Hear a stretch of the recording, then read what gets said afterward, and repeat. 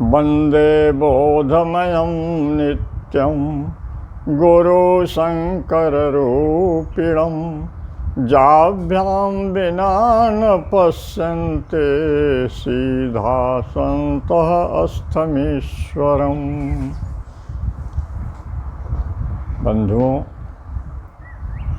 हमारी सनातन संस्कृति कितनी समृद्ध है, कितनी उदार है, कितनी व्यापक है, यह किसी से छिपा नहीं। क्योंकि विश्व में कई ऐसी संस्कृतियाँ, कई ऐसे धर्म, कई ऐसे संप्रदाय हैं जिनकी संकीर्णता भी हमें देखने को मिलती, जिनमें अच्छे अच्छे लोगों का, अच्छे अच्छे तत्वों को सम्मान देने का, उनकी पूजा करने का विधान तो है, लेकिन भारतीय संस्कृति एक अलग है जो देवता, समुद्र, वृक्ष, पशु यानी हर चीज़ को, कंदराओं गुफाओं तक को पहचानती है, उनमें एकात्म की भावना रखती है और यह प्रार्थना करती है कि सर्वे भवन्तु सुखिनः, सर्वे सन्तु निरामयाः, सर्वे भद्राणि पश्यन्तु मा कश्चित् दुःखभाग् भवेत्। और इसी सनातन की समृद्ध संस्कृत परंपरा का एक महत्वपूर्ण त्यौहार मनाया जाने वाला है नाग पंचमी। वर्ष में आने वाला एक त्यौहार हमें यह बताता है कि चाहे अन्य धर्मों में, अन्य संस्कृतियों में भले ही अच्छी चीज़ों की पूजा हो, हमारे धर्म में देवता, मनुष्य, राम, कृष्ण अवतार सबकी पूजा के साथ साथ एक दिन विशेष निकाला गया है जिस दिन हम लोग नागों की, सर्पों की, विषैले जीव जंतुओं की भी पूजा करते हैं। अपनी सनातन संस्कृति की इस महिमा पर विचार कीजिए। नाग सभी सर्पों में जहरीले होते हैं। नागों की उत्पत्ति ही हुई ईर्षा से। दक्ष की 2 पुत्रियां थीं, कद्रु और विंता, जिनका ब्याह कश्यप ऋषि से हुआ। उनकी सेवा से प्रसन्न होकर के जब ऋषि ने वरदान मांगने को कहा तो कद्रु ने उनसे 1000 नागपुत्र मांगे जो परम तेजस्वी। और विंता की ओर जब उन्होंने दृष्टिपात किया तो उन्होंने मात्र 2 पुत्र मांगा जो नागों को भी मात देने वाले।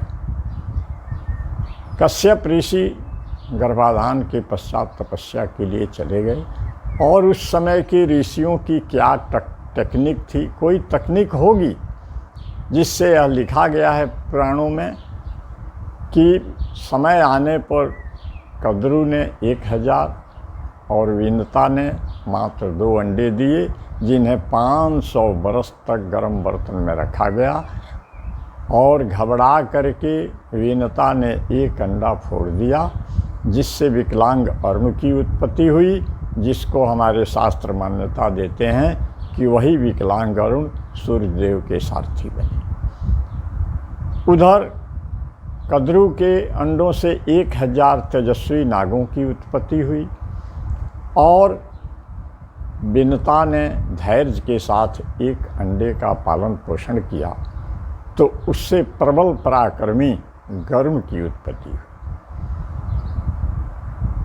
विकलांग अरुण ने माँ को श्राप दे दिया था कि तुमने मेरी असामयिक पैदाइश की है, इसलिए तुम अपनी सौत की दासी बनोगी और एक शेष अंडे को यदि तुमने समय से पूर्व नहीं फोड़ा तो उसी से जो पुत्र पैदा होगा वह तुम्हें उस दासता से मुक्त कराएगा। समय बदलता गया।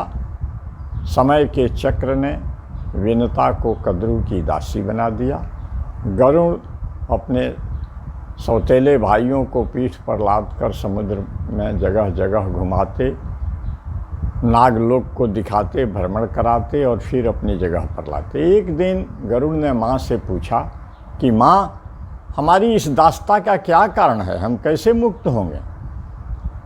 माँ ने अपनी व्यवस्था बताई, सारी घटना बताई कि कैसे कैसे हम दोनों लोगों की प्रतियोगिता में छल पूर्वक मुझे परास्त कर दिया गया और मैं इनकी दासी बन गई। गरुड़ ने इससे मुक्ति की ठानी। सर्पों ने एक शर्त रखी कि तुम यदि अमृत ला दो तो हम तुम्हें दास्ता से मुक्त कर दें। बहुत संघर्ष करके गरुड़ इंद्रलोक से अमृत लेकर के आए और इंद्र से कहा कि मैं ला करके अमृत उनके सामने रख देता, मैं दास्ता से मुक्त हो जाऊंगा, उसके बाद आप ले भी लेंगे तो मुझे कोई आपत्ति नहीं। और यही हुआ। गरुड़ ने अमृत ला करके रख दिया और कहा कि जाओ पवित्र हो करके स्नान करके अमृत का पान करो। सारे नाग जब अमृत पान करने चले गए, स्नान करने चले गए, तो इंद्र ने घड़ा उठाया और चलता बना। तो इस तरह से गरुड़ ने अपनी माँ को और स्वयं को नागों की दास्ता से मुक्त कराया। तो यह तो कहानी है नागों के जन्म की, उत्पत्ति की। लेकिन मुख्य सवाल यह है कि विष का और विषधर की पूजा का अर्थ क्या है। आप हमारे एक महत्वपूर्ण देवता शिव जी के जीवन को देखिए।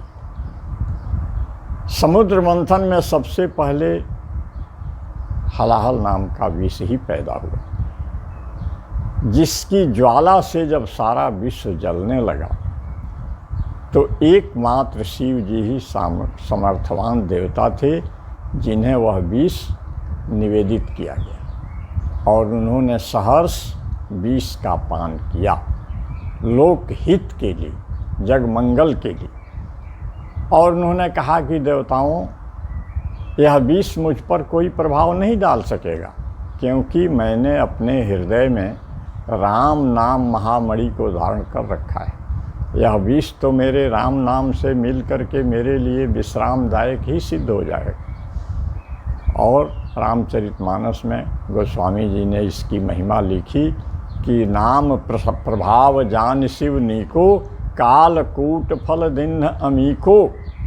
शिव जी आपके सनातन संस्कृति के एक ऐसे देवता हैं जहाँ सारे उपेक्षित जनों को सम्मान मिलता है। श्मशान के निवासी हैं, वृषभ की सवारी है, भांग धतूरे का घर है, पर्दा है। और जितने उपेक्षित जन, भूत प्रेत, हड्डी बिरनी, सर्प बिच्छू, यही उनके अंग प्रत्यंग के गहने हैं, यही उनके दास दासियाँ हैं। बताइए, भला ब्याह में, अपने घर के उत्सव में कोई भूत प्रेत सांप बिच्छू को बुलाएगा? लेकिन शंकर जी की बारात में इन्हीं का कमाल देखते बनता है। वह एक अलग प्रसंग है, अलग विचार करने की बात है। कहने का अर्थ यह है कि हमारी संस्कृति इतनी विशाल, इतनी व्यापक, इतनी उदार है कि इसमें एक से एक देवता, एक से एक महापुरुष की पूजा होती है। तो एक दिन हम उदार मना होकर के उन लोगों की भी पूजा करते हैं जिनको समाज में कोई पूछने वाला नहीं, जो दुत्कारे जाते हैं, जो ठुकराए जाते हैं, जो उपेक्षित हैं। ऐसी विशाल और समृद्ध सनातन परंपरा कि हम धनी हैं बंधुओं। इस पर हमें गहराई से विचार करना। आप विष्णु भगवान को देखिए, उनकी स्तुति में लिखा गया कि शांताकारम भुजग शयनम। अब बताइए, सर्प पर सो करके भी कोई शांत रह सकता है? अद्भुत देवता हैं हमारे, कितनी विचित्रता है। 1000 फण वाले शेषनाग पर सो करके भी विष्णु भगवान शांत हैं, न कोई घबराहट, न कोई चिंता, न विष का भय। क्या बताता है हमारे देवताओं का यह स्वरूप? परंपरागत बैरी गरुड़ और नाग दोनों उनके पास बैठे रहते हैं, कोई दुश्मनी नहीं। जहाँ शत्रुता समाप्त हो जाती है वह हैं विष्णु भगवान। हमें उनसे सबक लेनी चाहिए, सीखनी चाहिए। शिव जी के यहाँ परंपरागत बैरी एक साथ रह रहे हैं, तो यह हमारी समृद्ध परंपरा का अंग है। और कृष्ण अवतार की जो बात है, रामा अवतार रमण का अवतार है। राम घूम घूम करके चारों तरफ ऋषियों की रक्षा कर रहे हैं, दुष्टों का विनाश कर रहे हैं। लेकिन कृष्णा अवतार कर्षण अवतार है, जिसमें विष माँ के दूध में भी छिपा हुआ है। पुतना के दूध में जहर है, हवा में जहर है, तृणावर्त राक्षस, गाड़ी में वाहनों में जहर है, सक्टासुर, पेड़ पौधों में जहर, जमलार्जुन, पशु पक्षियों में बक्कासुर, अघासुर के रूप में, यानी हर प्राकृतिक तत्व में जहर वर्तमान। यह जहर ऐसे निकलने वाला है, इसलिए कृष्ण के अवतार को कर्षणा अवतार कहा जाता है कि खींच करके उस जहर को निकाल लेना है। यह है कृष्ण अवतार की महिमा। जमुना के जल में जहर है, कली नाग तो उसी जल में छिपा हुआ था। और कृष्ण वह महापुरुष हैं जो कली नाग के सैकड़ों फनों पर नृत्य करते हैं, यानी जिंदगी की हर जहर को मुस्कुरा कर झेलने वाला, उसको पचा लेने वाला और सबको जहर से बचा लेने वाला। बंधुओं, हमारे आपके जीवन मंथन में भी समुद्र मंथन का प्रसंग इसके लिए काफ़ी महत्वपूर्ण है। यह एक अलग विषय है। समुद्र मंथन में सबसे पहले विष निकले। हमारे जीवन मंथन में भी बहुत सारे जहर नातों से, रिश्तों से, अपनों से, पराये से, समाज से हमारे जीवन में आते हैं। यह प्रसंग हमें सबक देते हैं। नाग पंचमी का त्यौहार हमें बताता है कि हमें अपनी ज़िंदगी में आने वाले नाना प्रकार के जहरों को भी सम्मानपूर्वक झेल लेना चाहिए, शांति से उनका हल निकलना चाहिए और राम नाम का सहारा लेकर के, राम नाम महामणि कहा गया है। फणी जग जाल रे, यह संसार का जाल जो है, सृष्टि चक्र विषधर सर्प के समान है और राम नाम उसी की मणि के समान है। आप जानते होंगे कि विष का इलाज सर्प की मणि को घिस कर पिलाने से हो जाता है। तो जिसके पास राम नाम मणि है, जो किसी न किसी तत्वदर्शी महापुरुष संत से मिलता है, उस राम नाम को यदि आपने धारण कर लिया तो संसार का विष, संसार की ज्वाला, संसार की यह आग आपका कुछ बिगाड़ नहीं सकती। आप विष्णु भगवान जैसा, शंकर जैसा, कृष्ण जैसा शांत बने रहेंगे।